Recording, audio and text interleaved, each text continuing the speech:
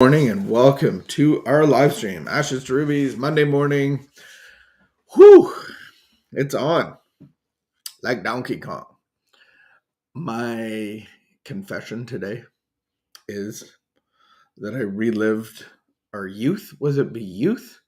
The movie Top Gun. Went to see Maverick. I thought it was decent.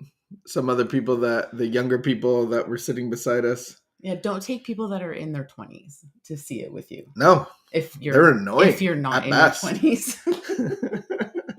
But it was the first time we went to a movie theater in 2 years. Yeah. I don't even like the movie theater, TBH. Yeah.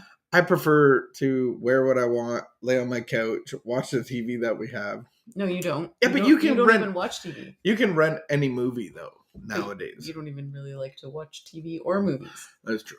But you can't rent Maverick because it's Not out yet. in theaters. They should change that. The app people should change when we can. If it's out in the theater, we should be able to watch it at home. I think they make more money. They probably disagree with that. How would they?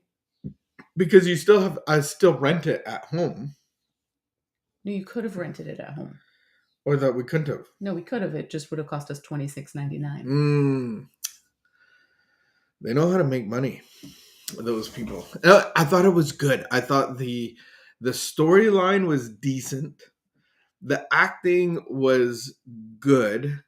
It was like they were bringing back the nostalgia. I thought Goose's child was a bit too similar. Like it was like, yeah. I don't want to write this story. It was good. Like I think Tom Cruise did a great job in the movie. Overall, I thought it was a decent. It was worth my money. You didn't pay for it. We didn't pay for it. So exactly what I paid for it, it was worth. It was, it's worth going to. If you're there was people behind us with Top Gun t-shirts. I was like, cool. You have a Top Flight t-shirt. It was a decent movie. We'll just say it at that. They didn't have a Maverick t-shirt. I have a Maverick t-shirt, but it's in the cupboard. I didn't wear it. All right. Let's get into our morning meditation. Thank you for joining us. Now are come salvation and strength. This phrase from now are come salvation and strength. Now are come? Now are come salvation and strength. Seems like a typo. This phrase from the Bible was used by an Al-Anon group as a meeting topic. Each member told how he or she was saved from making rash and perhaps tragic mistakes in dealing with the problem of alcoholism, and how Al-Anon's inspiration provided the strength to meet the situation with poise and serenity and confidence in the outcome. Most of us who have taken the program to heart and really applied it to our lives have had such experiences, but we must do the work for ourselves with constant reading, meditation, prayer, and giving of ourselves to help others. Today's reminder: the miracles I hear of in Al-Anon do not happen to people unless they use their minds and hearts to bring them about.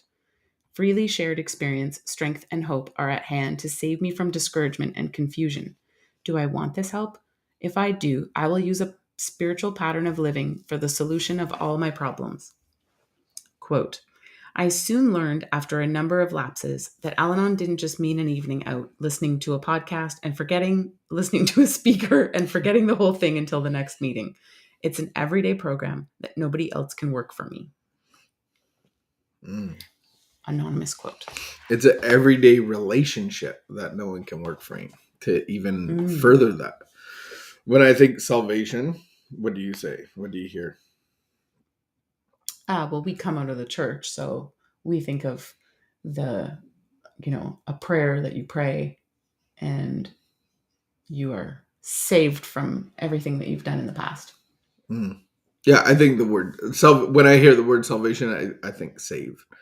And then strength. What it reflects to me, what got my mind going was, what is our dilemma? The great dilemma of every alcoholic, we have to get to the point of we lack power.